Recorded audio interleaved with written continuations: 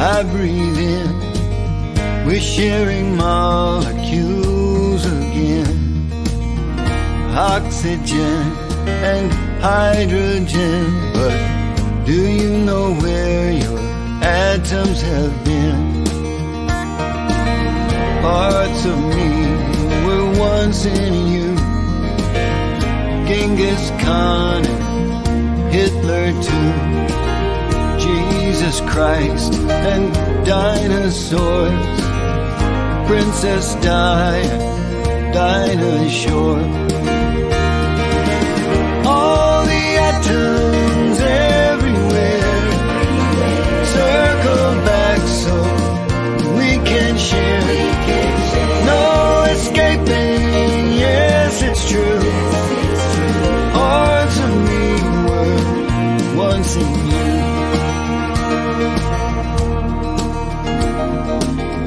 My whole body, smooth and hairy, is really very temporary. Every year a new epidermis, maybe next year's will be firmer.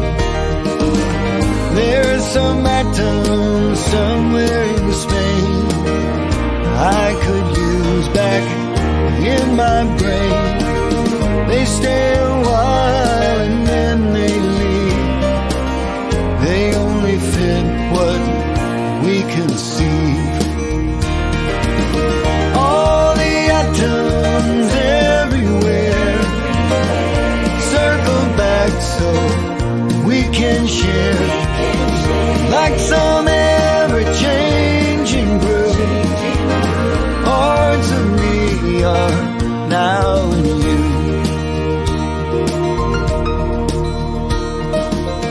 As hard as it might seem to be, parts of you were once a tree, once a fish in the primal soup.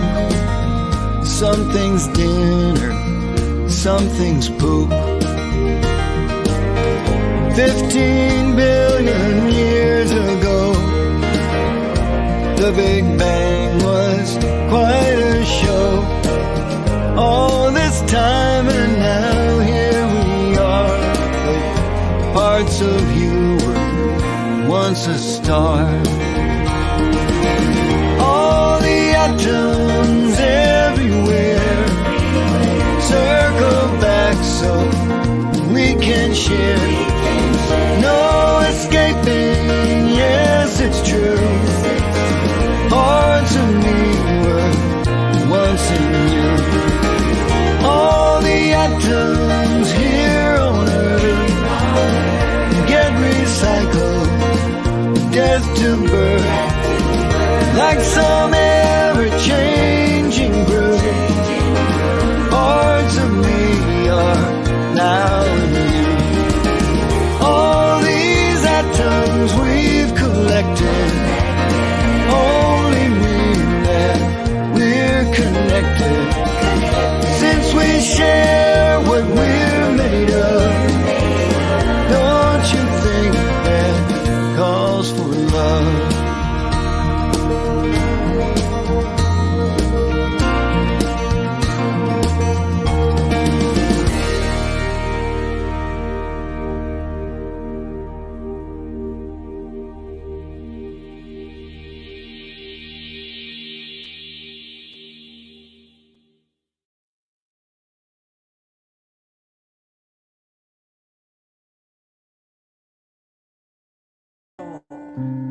Welcome to Unity of Dayton online service.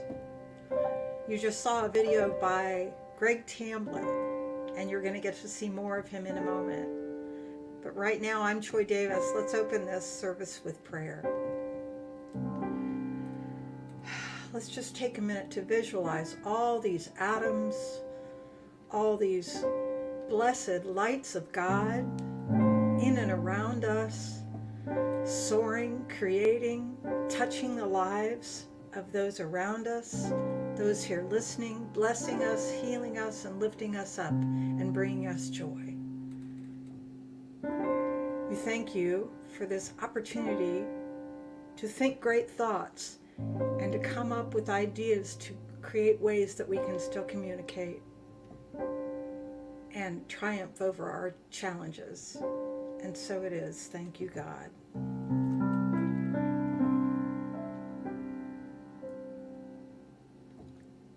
Unity of Dayton is founded on prayer. If you have a prayer need, you can send prayer requests to Rev Sue at unityofdayton.org.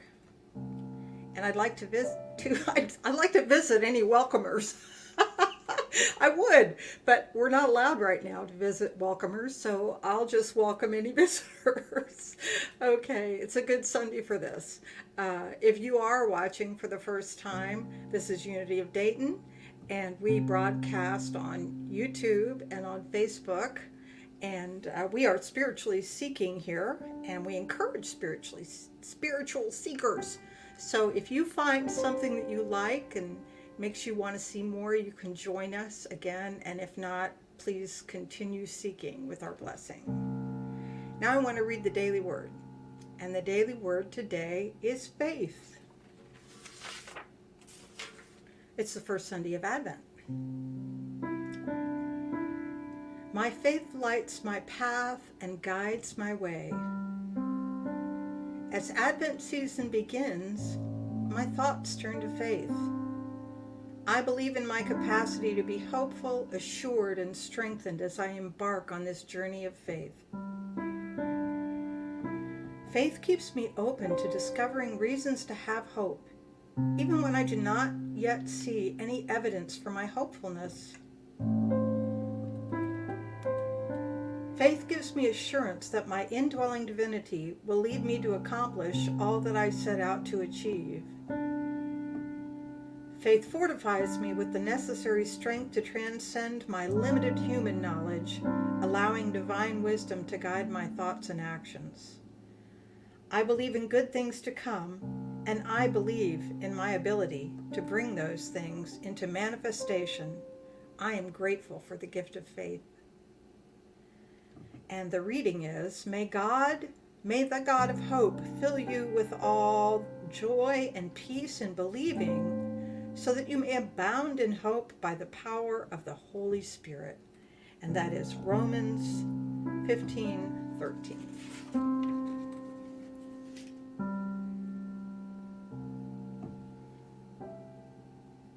Well, Reverend Cindy is away getting some rest and relaxation today, but we have a special treat for you.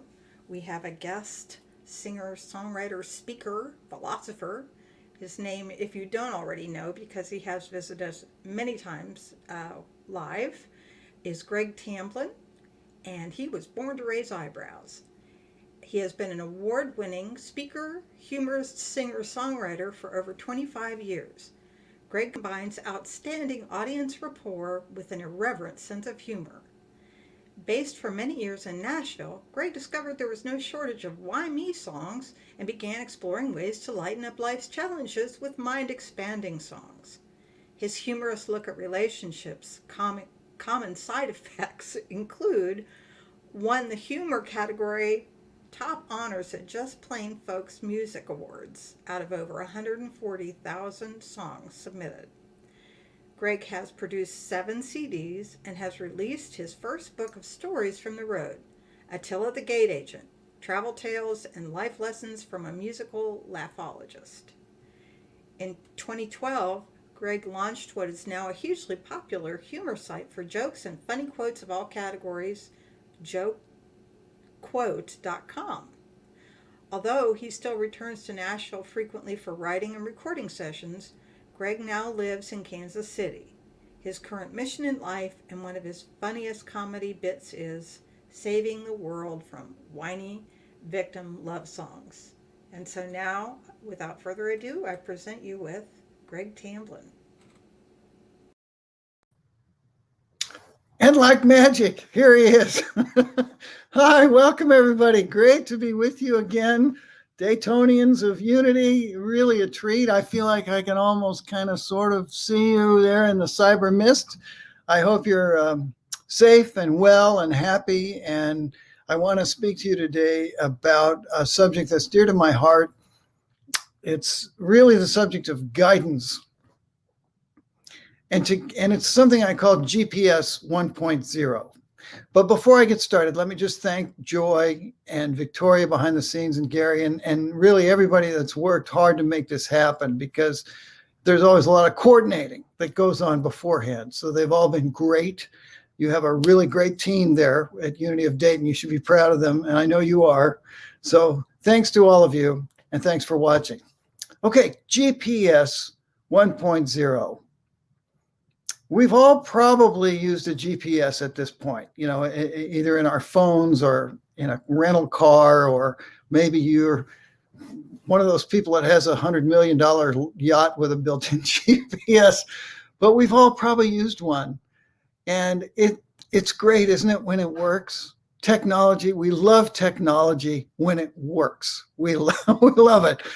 But let me ask you this. Are you like me? Are you ever feeling a little bit overwhelmed by the sheer volume of technology and the pace of change of technology? Because it really seems hard to keep up sometimes, right?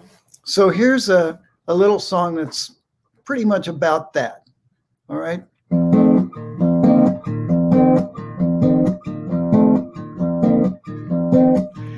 I was working online, I was talking on Bluetooth, downloading songs, checking email and Yahoo, texting my friends, I tweeted 20 new tweets. On Facebook, my brain began to overheat. My new tablet's high-def digital camera wouldn't sync up with my printer fax scanner. The tech support guy started yakking away, lost in translation all the way from Bombay. I had to break out of this techno mood. I needed something primal, like a big hunk of food. For a nano moment, I forgot where it is, so I Googled directions from my den to my fridge. I was so fried, I wondered how much bandwidth it would take for my iPod to download a sandwich. And deep in my hard drive, a feeling took root. My brain just might crash if I didn't reboot. All this hyper technology is streaming me crazy. I've picked up a virus called cyberspacey. The neurotransmitters in my cerebellum making gray matter chatter, but nothing is gelling. These gizmos and gigabytes are geeking me out. Single tasking is obsolete now. I need to slow down. My life is a blur. Got an analog brain in a digital world.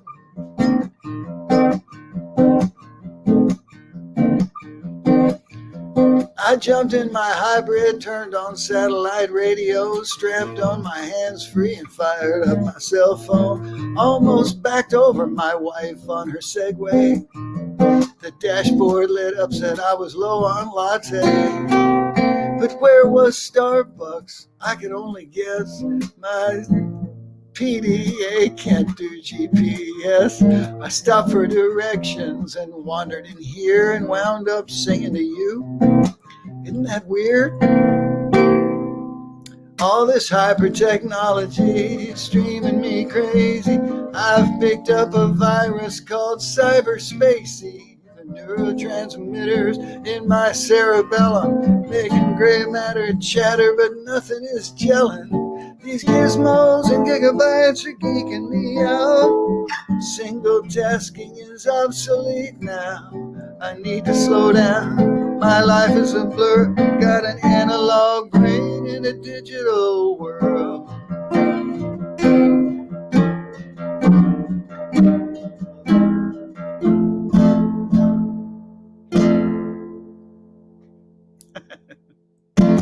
All right. I hope you can relate. So I'm not making this up. There was a study done a few years ago in England that showed that multitasking lowers your IQ more than smoking dope. True. And I always think they probably didn't have a hard time finding people to volunteer for that one. Another study, more recent, just a couple of years ago, showed that human beings now have a shorter attention span than a goldfish. I'm not making this up. Goldfish, 8 seconds. Human beings now, 7 seconds. We're shorter than goldfish. You know why? You know why? It's screens. It's screens. We're always looking at screens and we're always changing windows and screens, and our attention span is getting shorter and shorter. So it turns out that multitasking is really about the least efficient way to do anything. Now, I want you to just hold that thought for a few minutes because we'll come back to it a little bit later. Okay, G.P.S. 1.0. G.P.S., most of us probably know that it stands for Global Positioning System. But for our purposes today, it stands for Guidance Provided by Spirit. Guidance provided by Spirit. And you know what? It's a free service. It's not even an option. It comes pre-installed in the package. The problem is, most of us have no idea it's even there, let alone how to work it. The reason I talk about this, there's a couple of reasons. One is people ask me all the time how it is that I ended up doing this, what I do. How did I get here? And the second reason is that this inner guidance, this G.P.S., inner G.P.S. I was so bad at it for so long that this was a really big area of learning for me. So let me put this down. We'll come back to the guitar in a minute. So I want to take you back about 30 years to Nashville. I was writing songs professionally in Nashville. And I'd been there about 4 or 5 years. I'd worked very hard. I'd become a much better songwriter. And I had a couple of songs recorded by then. I had some songs in the pipeline. And I had just gotten offered a contract to write songs professionally for a music publisher, which is, this is what you want. You want somebody to pay you to write songs, right? That makes sense?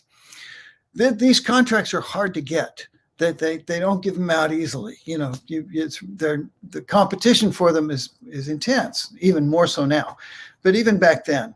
So everything I was working for had come sort of to fruition. It was starting to open up. Coincidentally or not, the same week, within like 24, 48 hours of me getting offered this wonderful contract to write songs professionally, I got an offer completely out of left field. What's left? That way? To go to the Caribbean for 6 months and sing at a posh 5-star resort. It made no sense to even consider going to the Caribbean. That was a sideways or backwards move. It made no sense whatsoever. But I couldn't stop thinking about it. Several days went by, a week, and I couldn't stop thinking about it. And finally, I went to my publisher and I said, look, I know this is crazy. You've offered me this fantastic contract to write songs for you. But I've got this crazy offer to go to the Caribbean and I can't stop thinking about it. Well, this guy was a pretty smart guy. He actually had a psychology degree, this guy. And he said, it's only 6 months. Why don't you go down there and see what that's all about? You can write songs for me down there, but I won't start paying you till you come back in 6 months. Perfect. Problem solved. Off I go to the Caribbean with no idea why. I had no idea why I was going down there until about 2 weeks after I got there. And it was my day off, Sunday afternoon. I was lying on the beach and it came to me why I was in the Caribbean. I had this overwhelming sense of relief at being away from the music business, at being out of it. This was a huge shock. I couldn't believe I felt like this, but I was feeling relief. I was feeling tired of some things about the music business. 3 things specifically. I was tired of the competition, even though people in Nashville are very friendly, very nice.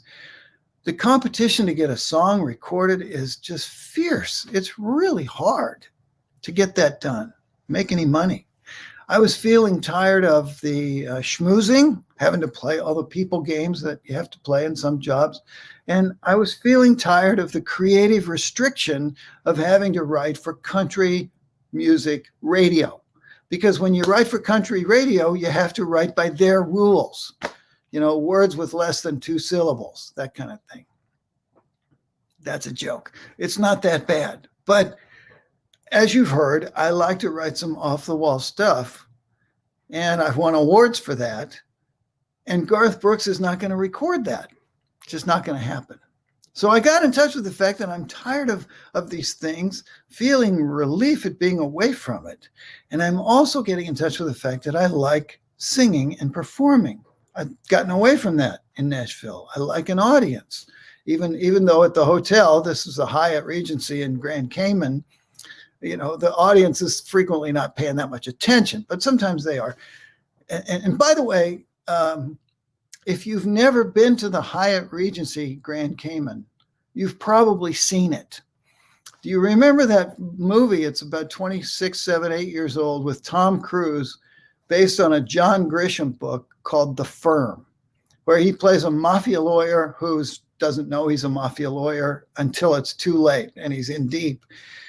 Toward the end of that movie, there's some scenes at the Hyatt Regency Grand Cayman at an outdoor swimming pool bar that's half in, half out of the swimming pool. And Gene Hackman and this woman who plays Tom Cruise's wife have some scenes. And in the background, there's a guy singing and playing guitar. And it's not me. But that was my spot. And that's my friend James, who took my spot when I left and got to be in the movie. So that's what I was doing. 2 hours a night, happy hour by the pool, break down, go set up again in the restaurant, another 3 hours. So 5 hours a night, 6 nights a week. That's a lot of singing. That's a lot of solo entertaining. Plus all the time you spend learning songs and setting up, breaking down. It's a lot of work. But the main part was the singing. What I realized is that people come to the Caribbean for a certain kind of experience, and they like the music they're listening to reflect that experience. So I'm singing calypso, reggae, and lots and lots and lots of Jimmy Buffett songs, all of which are great, good music. I like it all. It's just that when you sing it 5 hours a night, 6 nights a week, you start repeating. After a couple of days, you just have to. And after a few weeks of that, the next guy that wants to hear Margaritaville, I kind of want to shoot him. It's just really a little bit mind numbing. So my 6-month contract goes by. And by the end of 6 months, as much as I like the island and the people I work with, I'm starting to feel a little brain dead from the monotony of singing these same songs over and over. Well, the management at the Hyatt comes to me, and the manager, and he says, I like what you're doing, and I'd like to keep you on here for another year, extend for 1 year.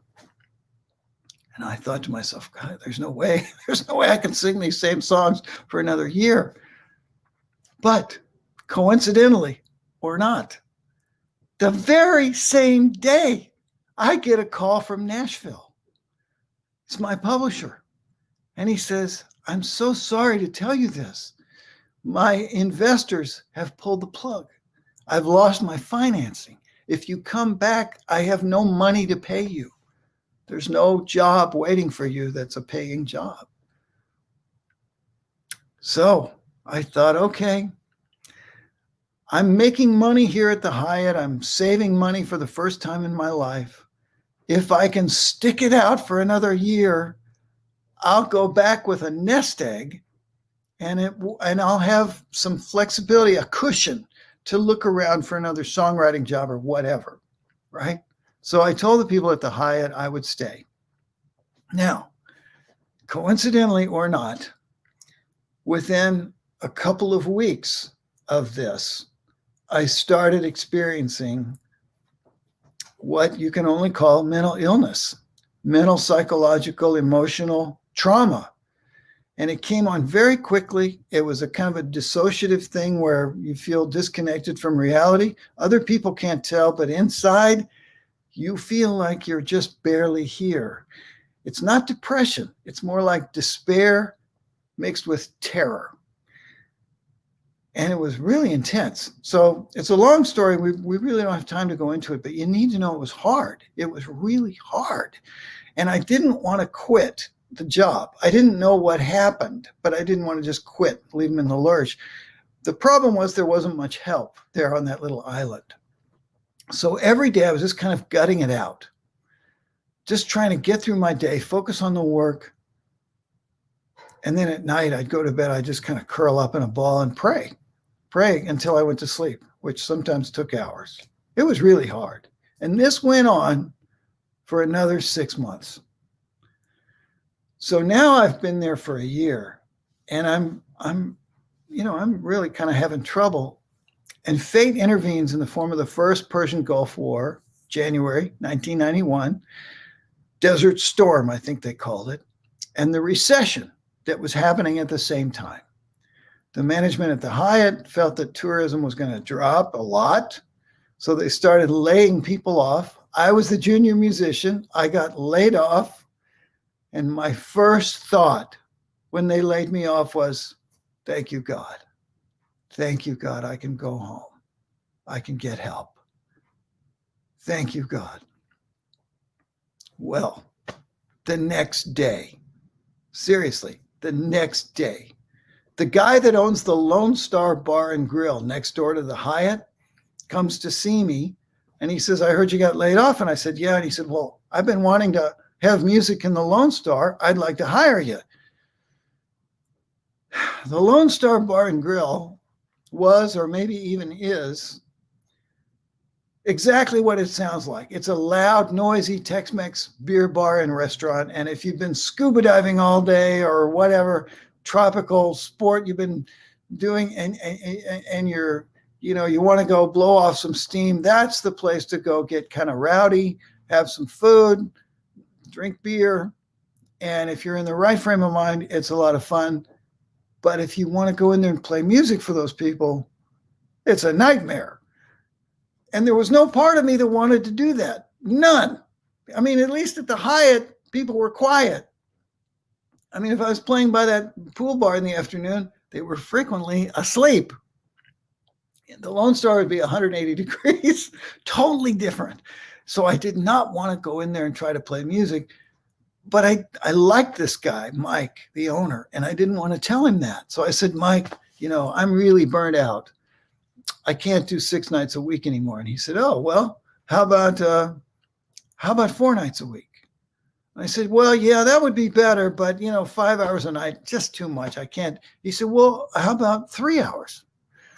And I said, well, yes, that would be better. But, it's really expensive here on this island, and I would need a lot of money. He said, I'll pay you. And I'm thinking, what's going on here? I said, Mike, really, I am so burnt out. I have to have a break. I'm sorry. I just have to go home. And he said, fine, great, go home. Take 6 weeks, go home, take a break, come back, spring break. Perfect time to start. And I'm thinking to myself, well, what is going on? He's making it so hard to say no. And if I go home and stay home, I don't know what I'll do for money. It's a big question mark. If I go home for 6 weeks, maybe I can get over what's going on in my head and come back and have a job. So I told him I would come back. The next day, after that, I'm getting ready to leave the island. I'm riding my little island scooter that they tell you never to get on because they're dangerous. They are. I'm looking for an address, and so I don't see this pothole. I'm only going 15 miles an hour, but I hit this pothole. And I wipe out. I go over the handlebars. I bounce on the pavement a little bit, and I'm bruised. I'm scraped. I'm not seriously injured, but, just sore. I don't think anything about it. I finish what I'm doing. I pack up. I leave the next day, fly to Nashville. I get my car. I get clothes out of storage. I do some business. I see some friends. Then I get in my car after a week. I get in my car and I drive here to Kansas City where my family is. My parents are gone for the winter. They've just retired. So I have their house. I'm staying in their house. I wake up the first morning. I wake up with pain in my gut that I can't believe. It hurts so bad. And I can barely move. I can barely breathe. I grab the phone and I call my sister because I'd had dinner at her house the night before. I said, "Are you guys sick over there?" She said, "No, we're fine."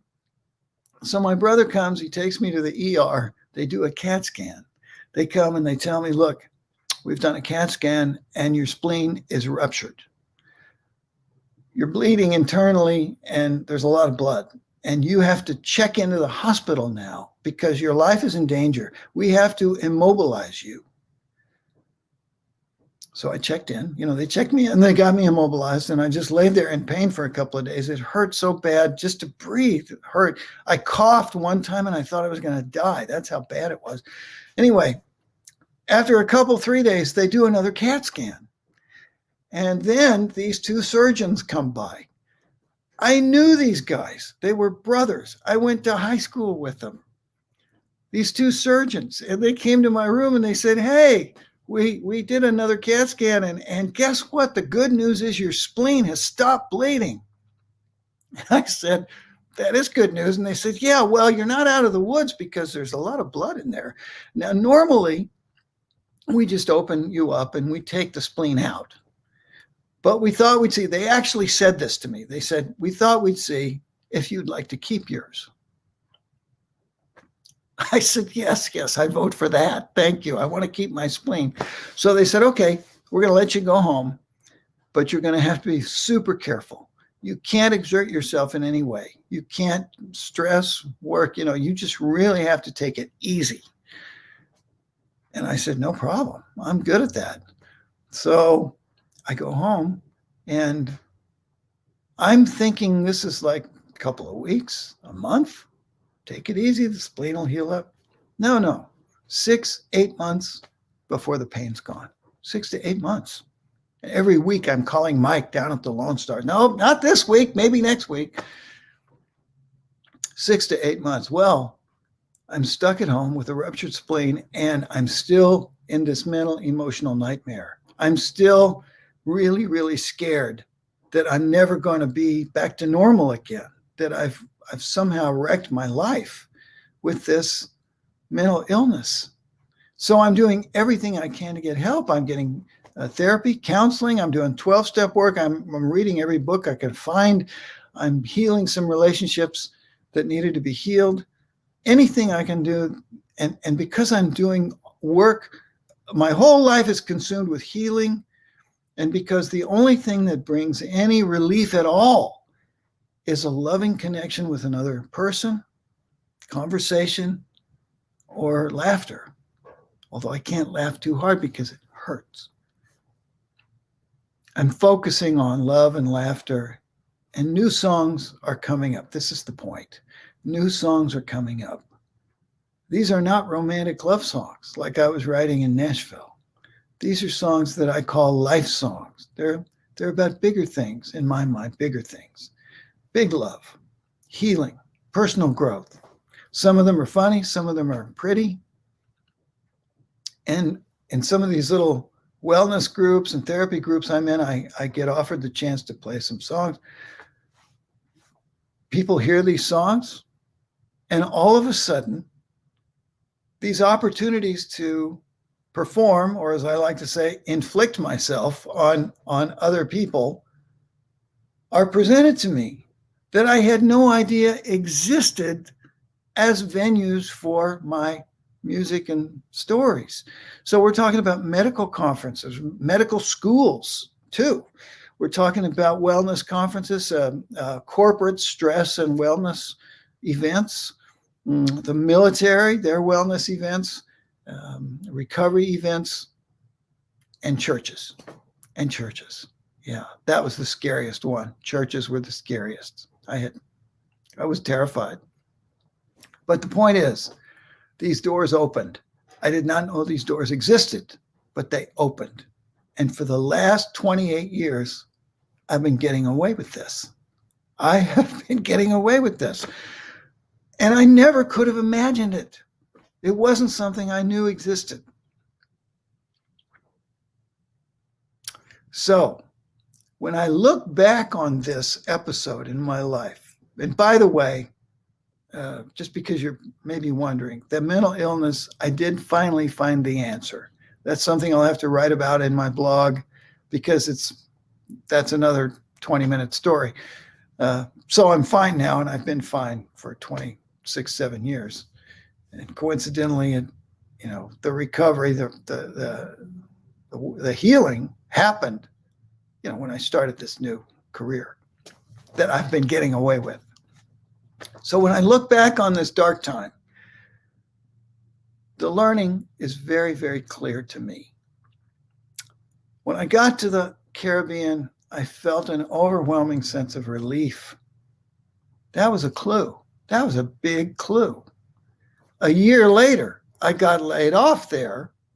Again, overwhelming sense of relief and a clear, unmistakable, distinct message from my heart. Go home. Get help. Just go home. Get help. And because I couldn't listen to my heart, I couldn't fully commit to my heart, my spleen got me home and kept me there for as long as it took. Now I know that sounds a little bit metaphysical, but that's what happened. Bernie Siegel actually has a thought about this in one of his books. Bernie Siegel, a wonderful cancer surgeon.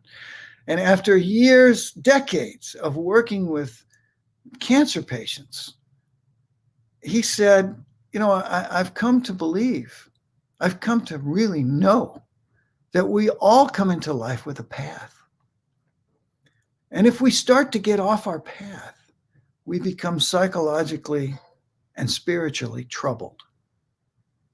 And if we ignore that and get farther off our path, we become physically ill. Now, I don't think that explains every case of physical illness, but it is what happened to me. Cosmic 2x4 upside the head. Have you had to have the cosmic 2x4 get your attention? It does get your attention. It does work. And this is what I mean by the G.P.S., the inner G.P.S. is always working. We don't even know it exists, and it's always working. Eventually, something's going to get our attention, and hopefully, we'll pay attention to it. By any chance, have you rented a car from Hertz? Because if you have, and you got their GPS system, somebody told me the other day Hertz is out of business. I hope that's not true, but I heard that. They had or have this GPS system, and it's called Never Lost. That's the name of it. And I love that name because I do feel like we're never lost. We can feel lost, horribly, horribly lost. But I honestly sense that we are never lost because the inner GPS is always working. And eventually it gets our attention, even if we don't know that's what it is. And just like the digital GPS in our phone or in our car, there are some similarities with the inner GPS.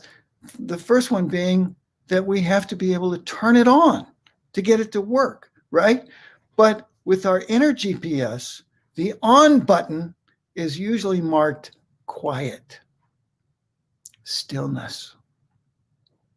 That's hard for us. That's not an American value. That's not a Western value. We're not taught to be quiet and listen, to go inside. No, it's just the opposite. We're multitasking. We're adults. We're busy adults. We have a lot of important grown-up stuff to do. And we're multitasking, trying to get it done. And our attention span is going down to below a goldfish.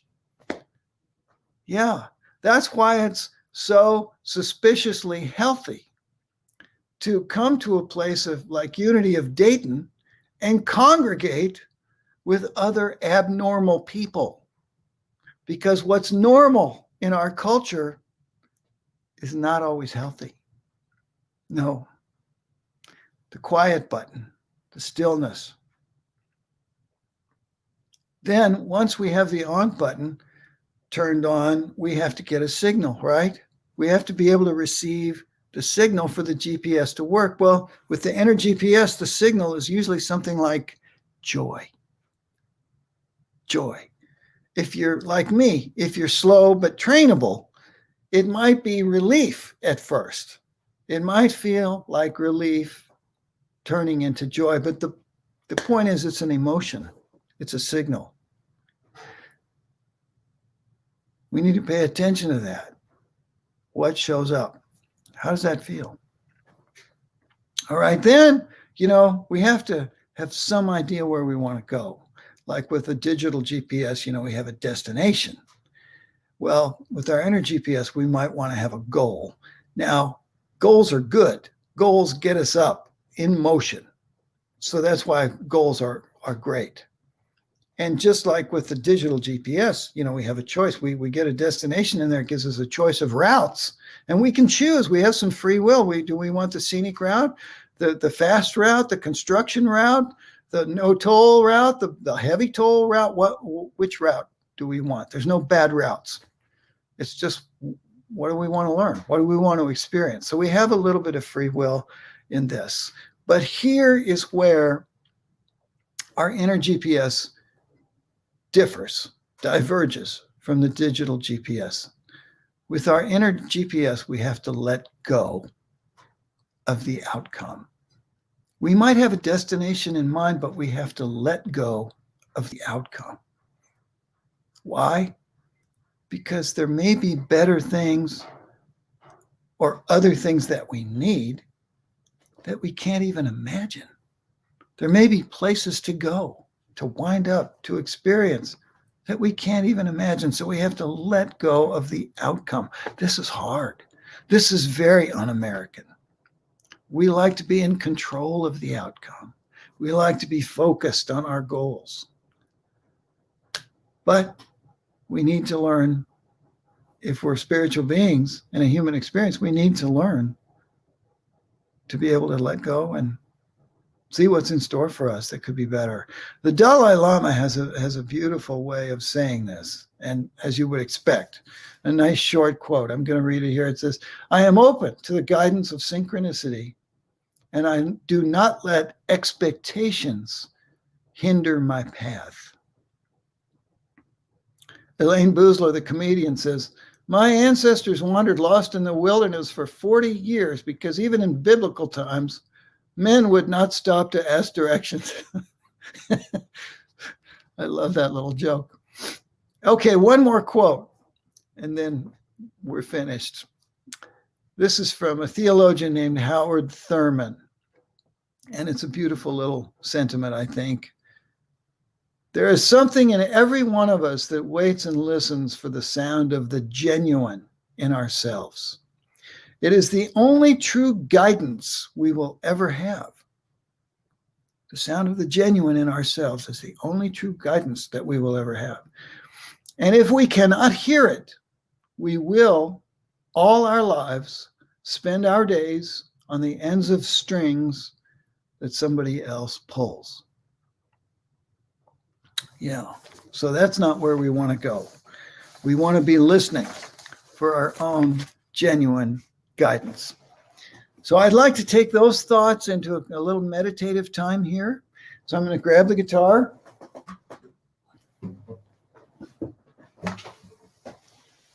And I invite you to relax.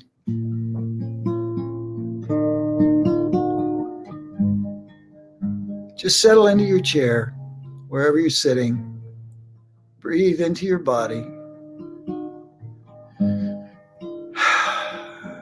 feel your body. Be thankful for that breath. Be thankful for that body.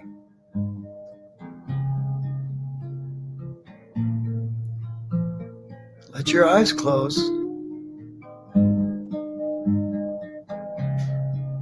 And let me read you a couple of beautiful prayers. The first one from Phillips Brooks. The second one from Hafez, Sufi poet from 800 years ago.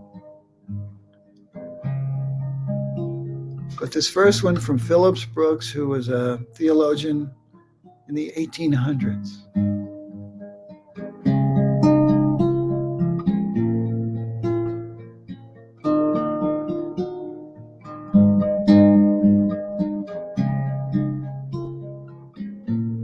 Do not pray for easy lives. Pray to be stronger men and women. Do not pray for tasks equal to your powers. Pray for powers equal to your tasks. Then the doing of your work shall be no miracle, but you shall be a miracle. And every day you shall wonder at the richness of life, which has come to you by the grace of God.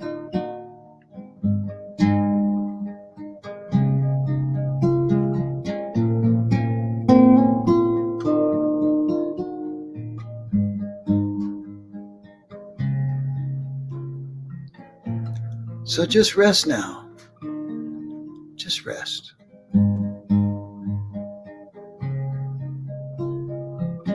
Let me bring you trays of food, something cool to drink,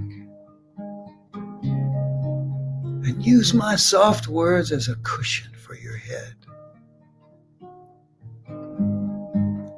For this is the hardest work that you will ever do. This separation from God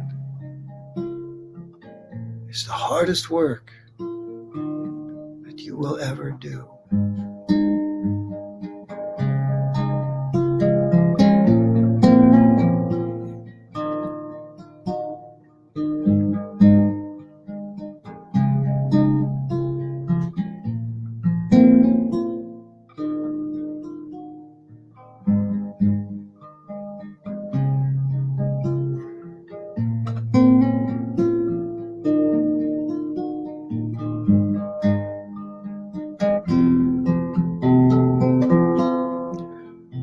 So let's just slowly open our eyes. Take a nice deep breath.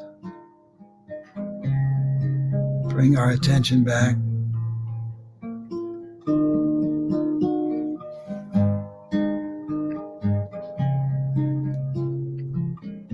So I just want to finish up by thanking you for the gift of your attention.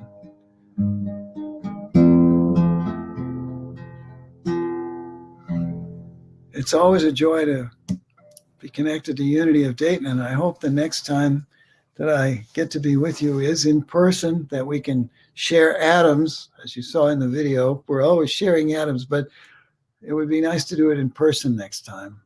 I go back a long way with you guys, back to the 90s, so I hope we can keep doing it. Meanwhile, I invite you to go to gregtamblyn.com. Sign up for my newsletter if you like. It's irreverent, irregular, a lot of fun, and just occasional. And you can leave comments there. You can do a lot of things there, actually. So if you feel so moved. Anyway, thank you so much. I'll be back with one more song right at the end of the service. But now it's time to turn this over to Joy for our offering time.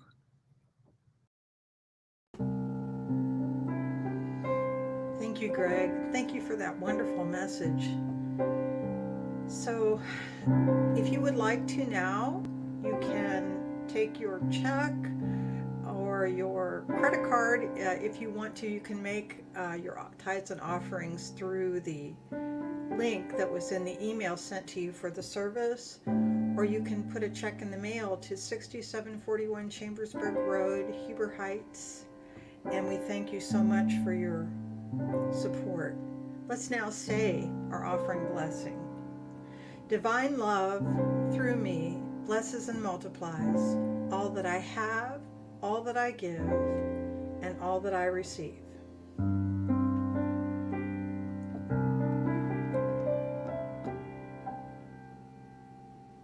Alrighty, well, it's time for some announcements now. We've got some fairly important things to talk about.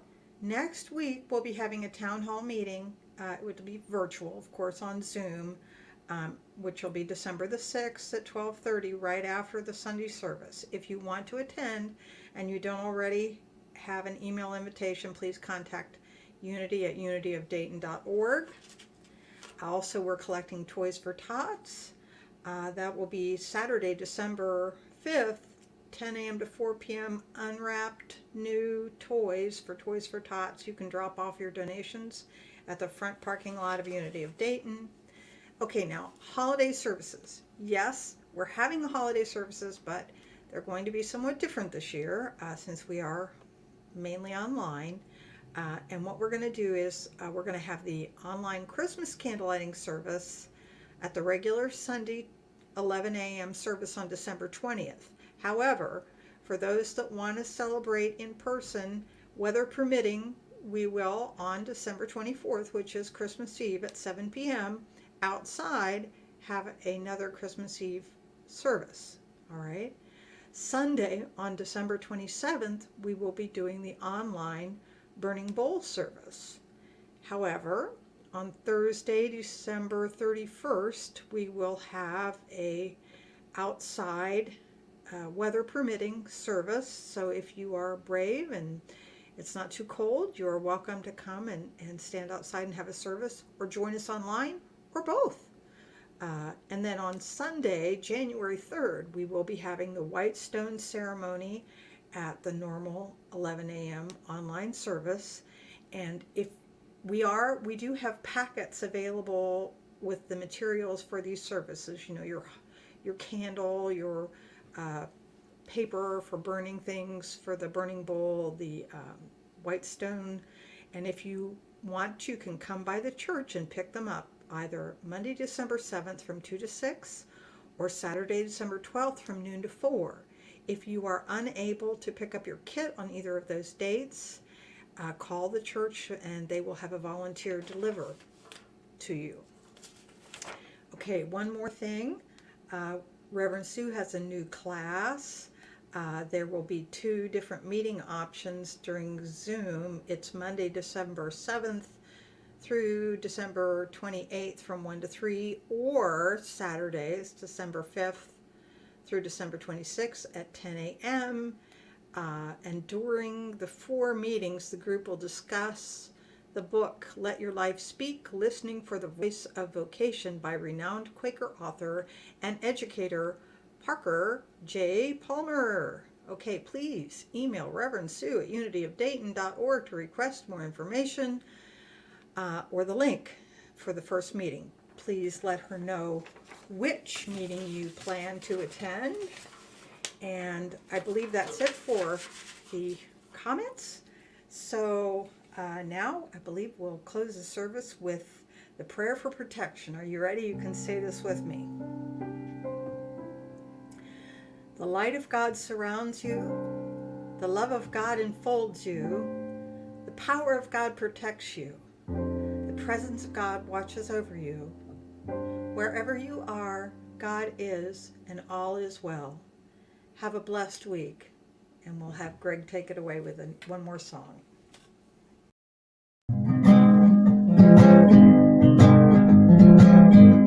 This is called I Think of God as a Poet. I think of God as a poet.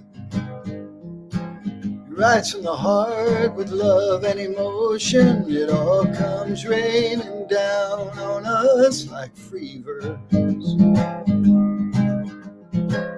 I think he writes with a pencil, 'cause that makes erasing our mistakes so simple. And that's what all the very best poets will do. I hear the poet's voice, feel comfort in his joy. There's a poet deep within the heart of God. I think of God as a dreamer. She sits around dreaming up wild new things like time and space, dinosaurs and people. She loses track of the hours. In the stillness we can feel this power of a quiet moment immersed in beauty. I hear the dreamer's voice, feel wonder in her joy. There's a dreamer deep within the heart of God. And God is my co-pilot. But this ain't no jet, it's a sweet stunt flyer that loop-de-loops and puts on a real fine show. Sometimes we go barnstorming, wind in my hair, I don't care where we're going. And if I spiral out of control, God takes the wheel. And I can hear this voice, feel freedom in this joy.